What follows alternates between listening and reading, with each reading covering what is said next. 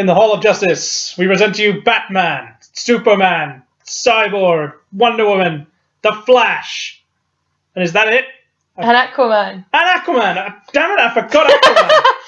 I think DC did too. Oh, shots fired! No, we like Aquaman. Okay. So this is Captain X. And Rogue One, hello. Hello. So we went to see Justice League over the weekend. We've been marinating on our thinking and discussing and we want to go see it again. It should be pointed out. I do want to go see it again. Yeah. I don't know why, but I do. Well, it's good fun, isn't it? It's good fun, you know. It's not like it's definitely not as good as Wonder Woman. Like, Wonder Woman's definitely better. Like, we'll do a review of that at some point in the next couple of months. Wonder Woman was amazing. Wonder Woman's great. I really enjoyed that. Wonder Woman's fantastic. I kind of feel like this movie is unfortunate in where it's come out. Like, I feel like if it had come out after Suicide Squad, I feel like everyone would be kinder to it. Oh, yeah. And then Wonder Woman. And everyone would be like, oh, they're getting better. Whereas now it's like... Well, of course they're getting better. But it's only because they've done a big course correction. I feel like everyone's grudgingly saying, yeah, they're doing better. But of course they're doing better because they've already started doing better. And also, it's a shame this film was too far into production to benefit from, oh, we've really screwed up BVS. Oh, Suicide Squad is an editing screw up. Like, I feel like this is passable. So yeah, it's good. It's okay. I wouldn't use good. I'd say it's good. You see, because I would say good would be something like Batman Begins. Great would be The Dark Knight. Fine would be like Justice League. Oh. Okay, well, which is better, Batman Begins or Justice League? Batman Begins. There you go. That's because it's good. I'd say Batman Begins is great, but no. I'm not a big fan of that film, but... Anyway, Justice League. Yeah, it was... It was good. I mean, considering how low the bar was, it sort of slithered over the bar for me. But then the bar was so low because I'm sure everyone knows, most people know, the background shenanigans that were going on. So it was meant to be 2 movies by Zack Snyder. He had a personal tragedy, which is very sad, had to leave during post-production. They brought in Joss Whedon, who was in on the project anyway, doing like script doctoring and that sort of thing anyway. And about 20% they claim, I think it's more, about 20% they claim was reshot. Yeah, by him for like post-production and stuff. And that's fine. And then Joss Whedon edited it, put it together. Yeah. It was meant to be something like 3 hours long. Or 2 hours 45 or something. And it was cut down to 2 hours. Just 2 hours. Including credits. Yeah, because Warner Brothers said, no, it's got to be 2 hours long. Because they think that one of the problems with the previous movies, like Batman v Superman, certainly, is that maybe they were too long. Well, it wasn't that they were too long. It was that they were monotonous, drab slogs. Because a long film, like Civil War, is a long film. Ragnarok is a long film. But it doesn't feel like a long film. But it doesn't feel like a long film. And you're with characters that you care about, and the story develops and you're invested. With BVS, I just kind of wanted it to end. Yeah. So anyway, Justice League is good. It feels like an issue you'd pick up in a comic book store, and it's a one and done story, and everyone gets together and everyone gets their moments to shine, and it feels like a Justice League story. Like, that's the biggest good thing I can say about it, is that it totally feels like a Justice League story where everyone gets a moment to shine and do something. Everyone has a little character beat, everyone has a little scene, everyone has a moment, and at the end they all get together and beat up the bad guy, and that's cool. But it is. We'll do this one as a spoiler free, because there are spoilers which we won't go into, because there are some things I think it's fair enough to not know. Absolutely. The biggest spoiler everyone knows anyway, but we won't mention it. For me, like, I mean, given the franchise that it's in, it's kind of a miracle it's watchable. Because BVS, we watched once in cinema. Yeah, and we watched the extended cut. Yeah, we watched the extended cut. And the extended cut is better. It is better. Well, it could be much worse, but they're both. And we have watched it twice. That is it. Yeah. We've only watched it twice, and we're watching Movie Bob's full dissection, which has made me want to kind of watch it again with a morbid curiosity. But I think I will skip certain things. I will be like, it's Lex Luthor skip. Because we all know my opinions of Lex Luthor. Well, quite. And it's just, I feel like it is better. It's definitely better. Oh, it is better. But it's nowhere near as good. It's physically brighter. They've upped the saturation to the point that the costumes look a little bit silly. Sometimes, but I mean, I don't mind that so much because costumes. Sometimes comic book costumes inherently. Yeah, but this is not because he's got an A on his forehead or a batarang. It's because it was meant to be shown in like a blue tinted white light. Yeah. And they've amped up the colours, and they've not noticed that it makes them look like they've got weird patches on their chests. Like, but I mean, that's what it is. That's the cause. It's not a stylistic choice or because of the costumes. Yeah, no, I know. Because they changed it in post production to make it look more colourful. Yeah, I know, and I don't mind that. It didn't bother me. I don't know, because this is so far. I don't think I'd have enjoyed it, but I would really have liked to have seen what Zack Snyder had as a plan.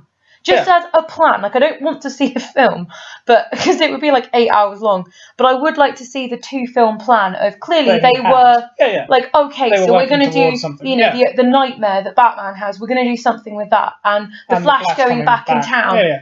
We're going to do something with that, and clearly all of that just got thrown under the bus. And it doesn't matter. Everyone hated those things, and they didn't make sense. We're just dropping it. Yeah, and we're just going to move forward now. We've rewritten a little bit of the history. To fit everything around it. To make it happier. But that's kind of fine because, retcons are a thing of comic books and they happen all the time. So I'm kind of like, you know what? It's fine.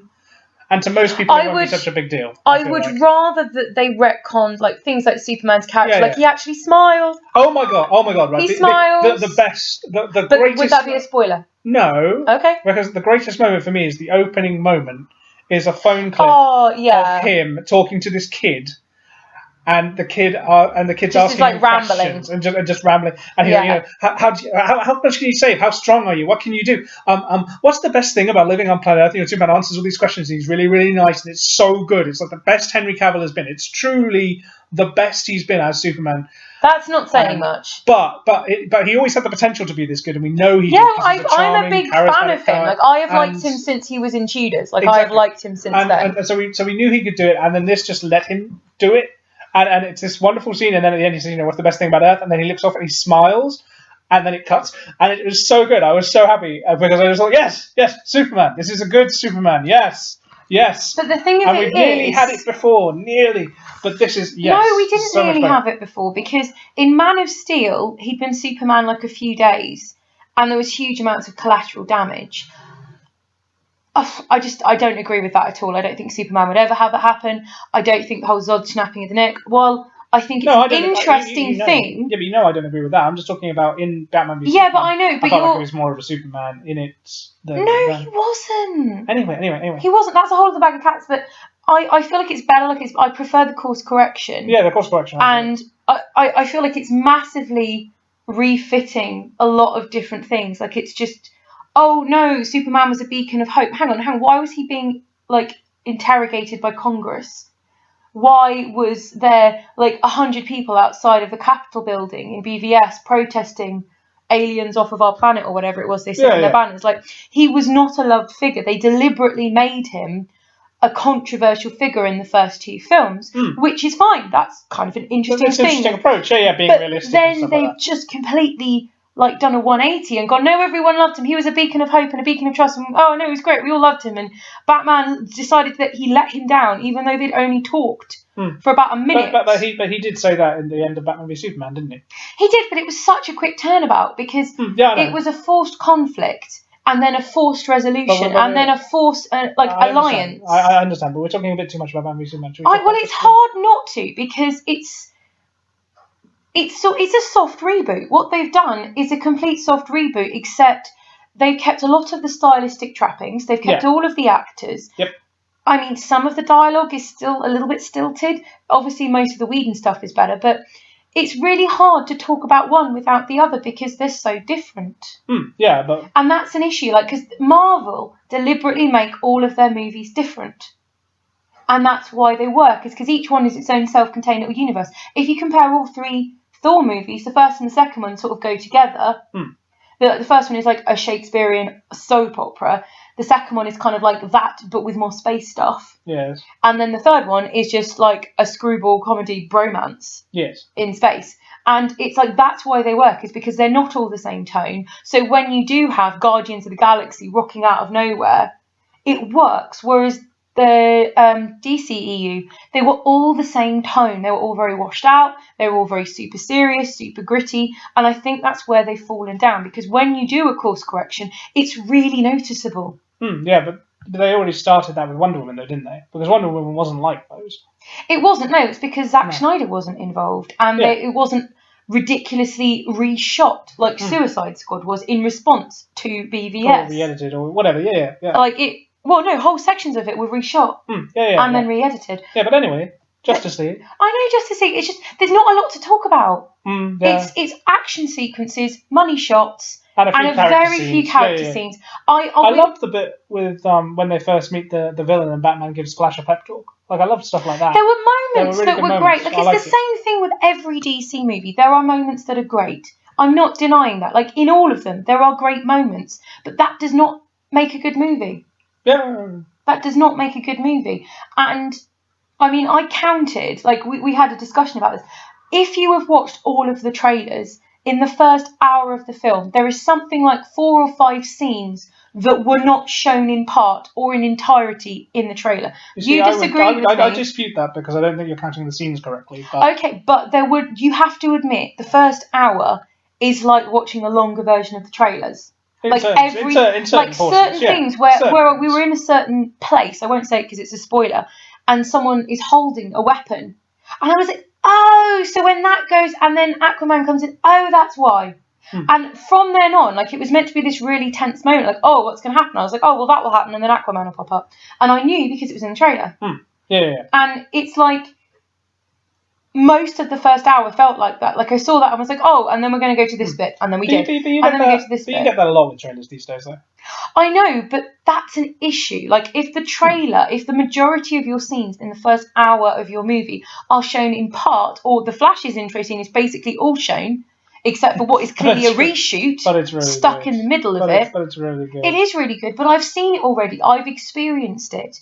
I had that moment of, oh, that's really cute. He's asked to keep the Batarang. I had that, a year ago? Yeah. But I'm not experiencing that as a moviegoer. I've paid to go to a movie, and I've seen most of it for free on YouTube. And I can use my common sense to piece it together. Yeah, I know, but... And then from there, like, a certain thing happens, and then obviously they didn't show the trailer, and you're like, oh, okay, right, we're out of the trailer zone now. Yeah. But that's a problem. That detracted from my movie experience, because everyone watches trailers.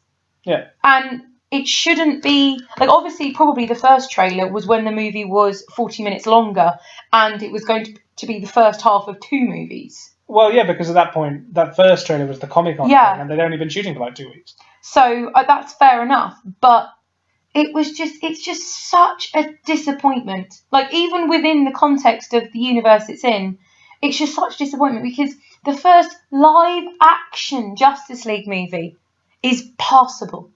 It's fine. It's good. I wouldn't say good. Good means...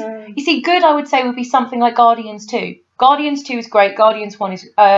No, Guardians 2 is good. Yeah. Guardians 1 is great. Sorry, getting muddled there. But good, I feel like, is above average. And this is not above average at all. I would say it was literally down the line average. It's playing it really safe. Like, really, really safe. I mean, whatever else you can say about, like, Batman v Superman... It didn't play safe. It didn't play safe. It was ambitious. It had its own ideas. They were stupid ideas, and a lot of them... You can't accuse it. Yeah. And they're conflicted, but you can't accuse them of not being ambitious. This is just, we're being very safe. Cookie cutter. We're being very, very safe, and we're just going to, keep it nice and safe. We're going to have a few more jokes because people want jokes. But it's not the jokes. This is the thing. I know. People keep saying. I know they do, but they're it's not the jokes. It's the characters and that sort of thing, and they're just playing it very, very safe. They are, and it's like, I'm fine with it being safe. Like, I don't mind a safe plot, because look at the plot of the first Avengers film. It's a very straightforward, safe plot. Absolutely. I have no issue with a simple plot, so you have space for more characters. That makes sense. This has been cut to the bone. This has been so pared down to the point that I would say 2 characters in the Justice League, we'll talk more about in the spoiler review, I felt had little to no development. Like, I can see the skeleton of what was their story arcs, and you pick it up at kind of like the 15-minute mark, the hour mark, and then the hour 45 mark. You see the skeleton layer of what their arc should have been, but there's nothing in between. But there are also like going back to like the good bits about it. There are some like really fun scenes between like Cyborg and Flash and stuff like that. There's one scene between the two of them. But it's really good. It is really good, but you're making it seem like they have a whole friendship arc, which they don't. Well, no, I'm just saying it's a good moment. It is a good moment. There are, like I say, in all DC films, there are good moments. It's just that's not what makes a good movie. You have to have like theme, you have to have characters, story, development, a decent villain if you can. Steppenwolf was boring. Yep. He didn't need to be CGI. I have a feeling it was meant to be someone else. No, it was always meant to be Steppenwolf. I don't know. It was weak source. It was weak source animation. It was always meant to be Steppenwolf. I wonder if Darkseid was supposed to appear at some point and be like a surprise villain. No.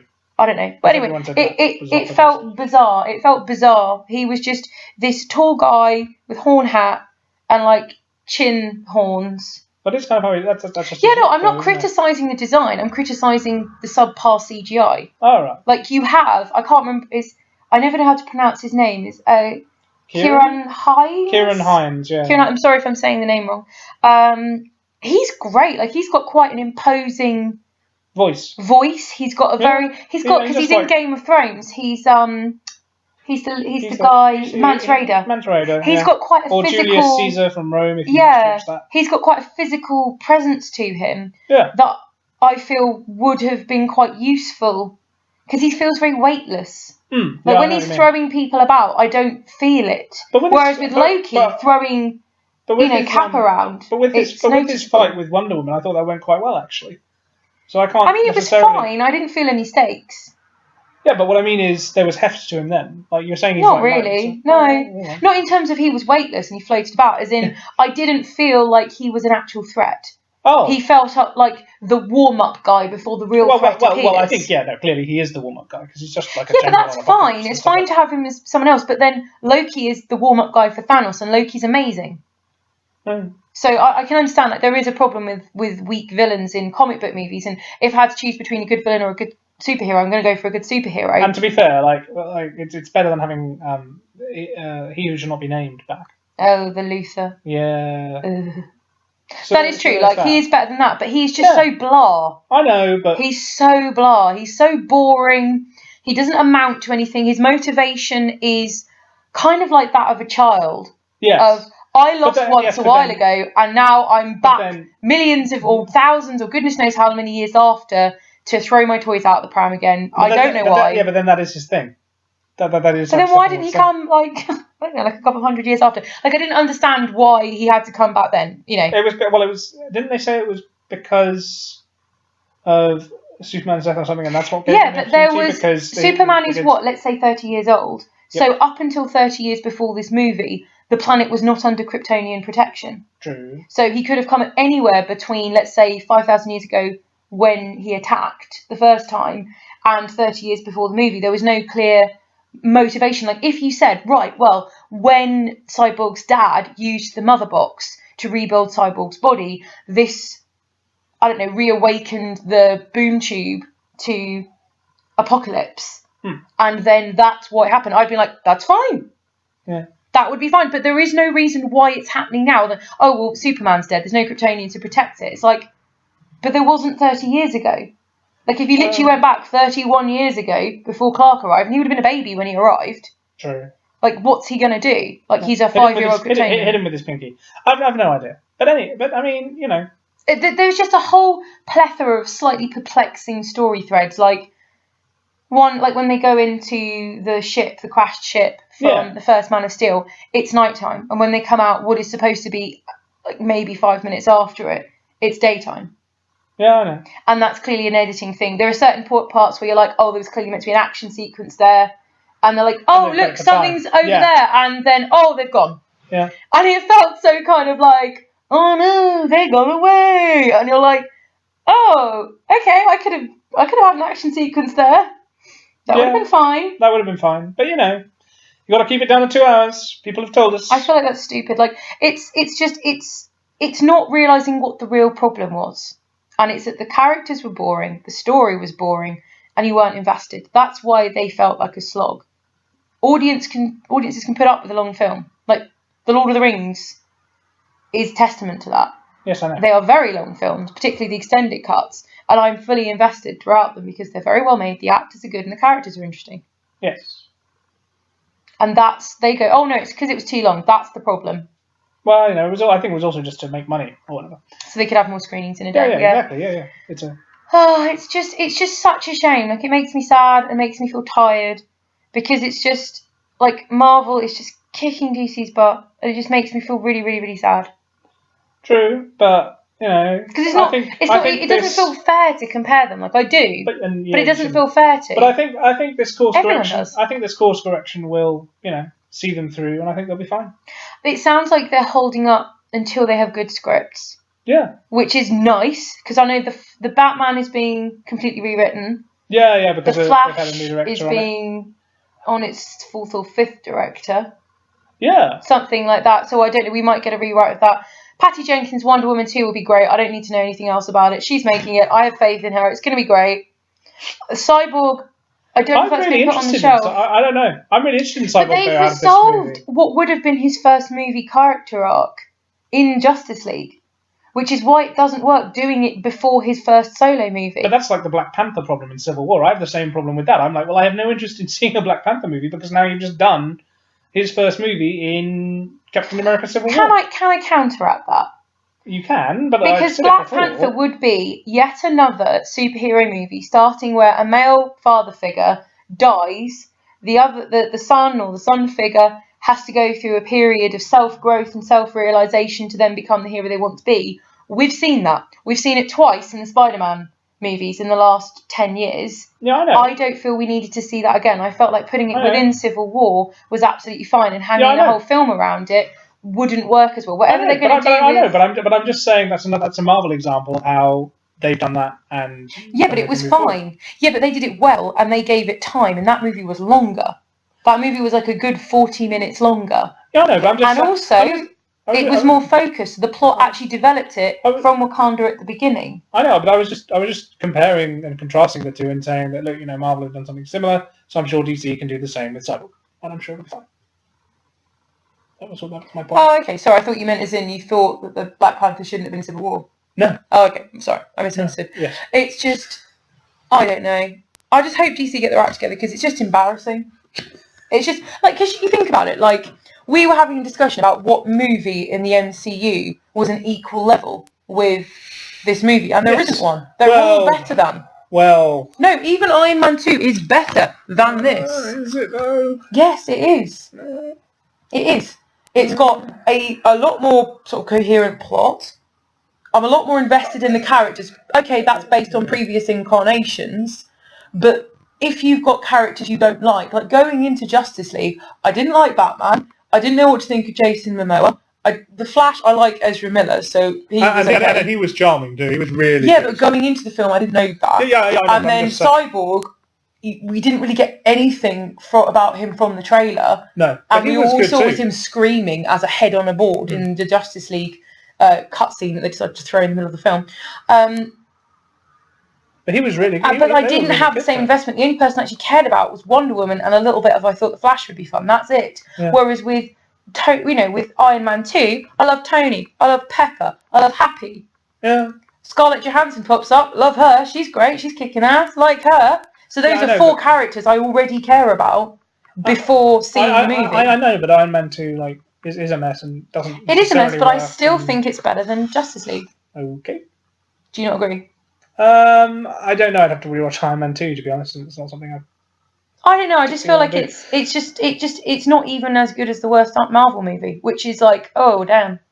Well, never mind. Never mind. So this is a lot longer than normal, but it's just there's just such a quagmire. Yeah, we have said a lot. There's such a quagmire of stuff that this movie dredges up because it brings up they've done a soft reboot. It does Marvel are doing. You can't talk about this film on its own, really. You have to talk about all of it, and that's why this video is so long.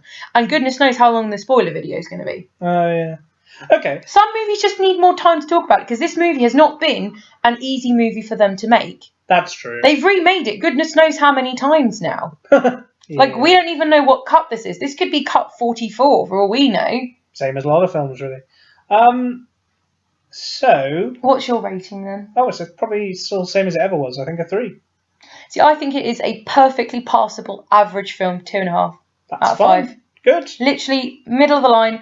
I love Wonder Woman. She's the best. She's the greatest. The Flash is really good too. Like, to be honest, without her, it would be a 2-star. She gets a half-star just for her. Just for turning up. Just for her and her lasso of truth.